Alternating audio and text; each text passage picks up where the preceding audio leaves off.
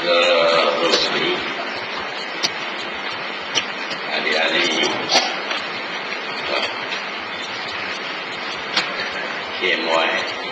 KMU, pemimpin-pemimpin kita Johor, khususnya tuan-tuan perempuan hadirin sekalian.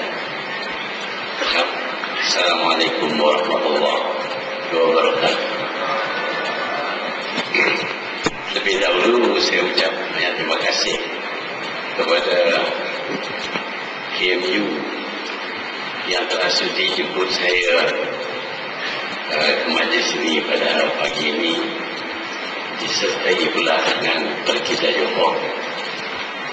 Saya sedar bahawa usaha ini adalah satu usaha yang sering dilakukan sekarang ini, kerana sesiapa yang jemput saya mungkin akan menghadapi masalah, bukan saja mereka akan dilarang supaya dijemputan ditarik balik, tetapi ada ugutan-ugutan lain seperti akan kehilangan peluang-peluang dapat kontrak dan sebagainya. Saya tak faham kenapa perlu tindakan seperti ini diambil, kerana ini tidaklah baik bagi kita. Namun demikian, ada juga yang masih berani dan tidak terlalu utamakan peluang-peluang mendapat tempat ataupun dapat kontrak ataupun dapat sagwati. Jadi kerana ini saya hari ini bersyukur kerana dapat hadir pada pagi ini. Saya hadir ini bukanlah kerana kekecewaan diri saya sendiri. Sebenarnya diri saya tak penting. Kalau nak dihina pun boleh, kalau nak disanjung pun boleh, itu tak mengapa.